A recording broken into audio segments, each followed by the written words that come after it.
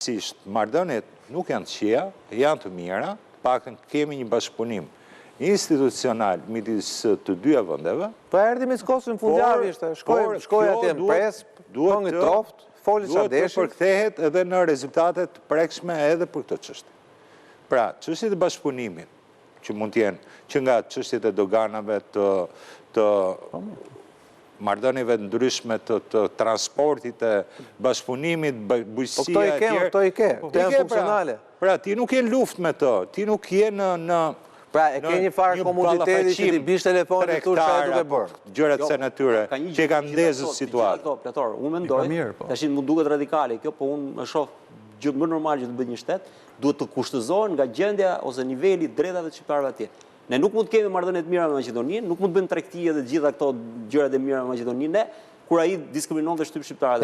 Vetëm një gjë, këtu është shik delikate, se mos harroni gjë që të parat që përfitojnë nga këto lehtësira janë bashkombësit tanë. Pikërisht. Jo, dakord, po është çik delikate ajo, domethënë që ta përdorësh, pastaj futemi kthehemi te vitet 90. Po nëse ndoshta Mickosi do ta kthej atje. Po ne nuk duhet bim në atë gras. Atëherë ç'kuptim ka që ne nuk duhet bim në atë gras, nuk e di domethënë. Ne nëse themi që duam të arrijmë një rezultat, atëherë kjo është rruga për ta zgjidhur. S'pari me një sepse edhe nuk ka sens që ti të kesh një mirë kur ai njerëzit tu atje me një trysni pozitive për të zgjidhur problemin. Nëse ai ka të tjera qëllime, atëherë ti duhet përcaktosh vetveten. Edhe t'ia bësh qartë edhe atij nëse ka. Ti çfarë do konflikt apo çfarë do. Pra, tu është ideja domethënë mund ta destabilizoj gjuha diplomatike që bëhet në tryeza, aty diskutojnë që gjithë. Edhe ajo nuk është. Ty nuk do të dali. Po flas nëse nuk do të dali e gjithë biseda që zakonisht këtu ka vetëm një person që e ka destabilizuar faktorin shqiptar në Maqedoni. Dhe ky është Albin Kurti. Te ta themi troç. Sot Albin Kurti duhet kriste më hapur se të gjithë tjerë sepse në një farë mënyre ata që bashkëqeverisin sot në Shkup janë njerëz cilët janë mbështetur nga Albin Kurti dhe e kanë kthyer orientimin nga Tirana që normalisht duhet të ishte qendra e kombit apo jo, dhe e kanë kthyer nga Prishtina. Okej, zgjedhja e tyre. Në këtë moment kanali preferencial është Prishtina.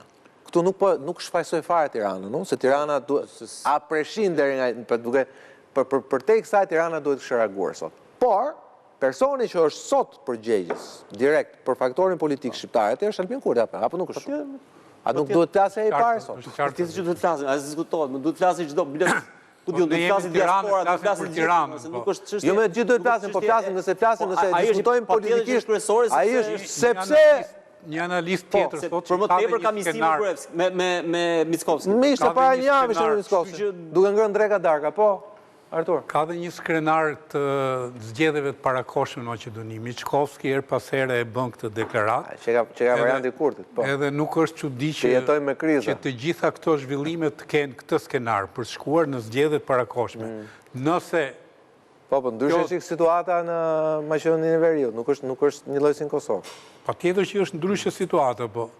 Se radikalizohen të dyja palë. Ne patjetër duhet ta bëjmë analizën. Kjo nuk është në favor se Prishtina ka dy palë, kurse në Shkup ka dy palë. Tu është problemi, ky është ndryshimi i madh. Nëse ka Mickosi te ka gabim analizën. Se Prishtina s'ka dy palë, janë gjithë shqiptarë. Ideja e kritikëve të Mickosit është muhabet tjetër. Shkon nga Moska dhe zgjedhjet e parakohshme mund të jenë edhe një lloj animi të këtij lloji. Padyshim që shqiptarët janë vetëm një faktor i cili e mban syrin, veshjen dhe këmbën nga perëndimi. Është i vetmi faktor në Maqedoni, pa ju referuar edhe pakicës bullgare që edhe ajo për shkak të përkatësisë, Bullgaria është pjesë e Bashkimit Evropian, po dhe Bullgaria është një farë mënyrë vend ballkanik nga performanca e vet. Kështu që kjo gjë patjetër duhet mbajtur shënim në Bruksel, pse jo dhe në Washington. I vetmi faktor që e mban Maqedoninë në perëndim, ju kujtoni, kemi diskutuar sa herë këtu, shqetësimin e perëndimit për serbët, që Serbia të mos shkojë nga Rusia dhe Kina, po të vijë këtej. Ky shqetësim duhet ishte dinamik sot në Bruksel, duhet ishte dinamik sot në Washington, dhe të reagohej, sepse nëse ne lexojmë që është edhe ky skenar, të gjitha zyrat e ekspertizës duhet ta dinë më mirë se sa ne, po i referojnë Brukselit dhe Washingtonit, se çfarë skenari mund të jetë me mbështetje të Moskës. Kështu që Moskës i intereson destabilitet në Ballkan. Kjo është vjetër sa gjithë Ballkani politik, po themi. Ka një problem, Artur, shpesh herë gjëra zgjidhen duke ja ngarku barrën dikujt në kurriz. Për shembull, ata provokojnë dhe ti thu mos i përgjigjsh provokimit. Pra shqiptarët mbyllin gojën, rrinë urt, nuk kanë qeveritë tona, shikoj se i ka zoti Balla pas, qeveritë tona i mbyllin gojën shqiptarëve atje, edhe Europa rri rahat sepse në fund fare i shkelit drejta, po destabilitet nuk ka se ne bajmë drurin. Problemi kanale komunikimi. Unë mendoj që ne kemi mundësinë që ta shantazhojmë, thonë za Europën, duke thënë që historia Maqedonisë. Po sa dha drejtat ne nuk kemi më. Problemi është që historia Maqedonisë ka treguar që rrëshqet situata, ta thash, është se janë në fund fare janë dy kombe. Dash quaj Maqedonas, Bullgarët, atëherë çfarë dush, por këta atëherë janë shqiptarë 100%. Dhe problemi është, ai është një shtet që rrin mbi dy kombe. Sigurt që tatanët janë shqiptarë. Ta shqiptarë. Ata mund të jenë Maqedonas, Bullgar, kupton, grek nuk janë, herë kjo është pak po e sigurt, se nuk është ta shi edhe kjo ta themi këtë gjë. Kupton, ta themi edhe këtë gjë. Tani grek nuk janë dot. Pra Maqedonia nuk është Bullgare, Maqedonia është term grek, histori greke, ja, është greke tani. Edhe këtë duhet ta themi. Maqedonia është greke, thodi? Si terme? Term historike? Si term historik. Jo kjo që quhet Maqedonia sot. Prandaj quhet Maqedonia e Veriut. Si term tani është, themi ca gjëra apo. Po aty ha diskutim çfarë dush. Një gjë është e vërtetë. Ta shqiptarët janë shqiptarë. Ta nuk i quhet dot asnjë gjë tjetër përveç se shqiptar. Dhe ai shtet rri mbi dy këmbë. Kjo ideja që domethënë do të vërtet më vërtet, po problemi është historia e Maqedonisë 25 viteve të fundit ka treguar që pa shqiptarët nuk bëhet dot asnjë gjë. Dhe këtu nuk është puna që zgjedhin kryeministër simbolik 300 ditë, Artur. Po. Nuk është puna që zgjedhin një kryetar kuvendi.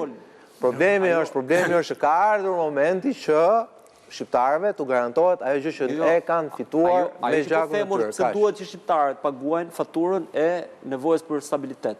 Dhe ndërkohë ata që duhet jenë më të interesuar për stabilitet, ata s'paguajnë gjë, paguajnë me xhepat e shqiptarëve. Sepse ne jemi aktorët e vetëm të garantimit stabilitetit perëndimit në Ballkan. Atëherë do të duhet edhe para tjetër paguaj, se nuk mund të tjetër pa, po kur vjen te pagesa s'ka stabilitet pastaj. Ku ka fatura s'ka stabilitet. Jo kur e ha ka treguar, ndahet barra në gjysmë. Kjo unë e di që diskutimi është i vështirë, po për te emocioneve realisht ka ardhur momenti që ata në radhë parë që përfaqësojnë shqiptarët në politikën e Shkup.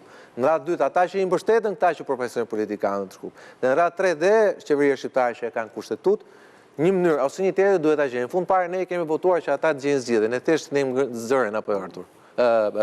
Ne po japim idet. Idet pastaj në një farë mënyrë përgjegjësia e klasës politike shqiptare në Maqedoni realisht lë vend shumë për dëshiruar dhe ky është një element cilin ne nuk e prekëm faktikisht. Dhe në këtë kuadër, patjetër, nëse ne po flasim sa bën Tirana zyrtare apo sa bën edhe Prishtina, themi. Pavarësisht se këtu ha shumë diskutim se çka ka bë Prishtina, realisht bara kryesore i bie pikërisht këtyre të cilët marrin të votat e shqiptarëve. Dhe në këtë kuadër, derisa kemi ne aty duket sikur nuk janë dy palë, po janë tre palë, sepse këta janë aq keq me njëri tjetrin dhe opozita dhe shqiptarët. Shkoi kurdi pra e pajtoi. I cili padyshim që ndikon edhe në këto problematika dhe padyshim edhe forca shqiptarëve, domethënë forca elektorale shqiptarëve nuk ka të njëjtin diapazon pushteti se sa duhet ta ketë në realitet. Kjo është e vërtetë. Faleminderit Plator, faleminderit Ergys, faleminderit Artur. Klementin Knesi të kisha sonde në program. Ristori kthehet nesër në orën 8, ndërkohë bashkë jemi sot në orën 10 me sondazhin Zëri Shqiptar.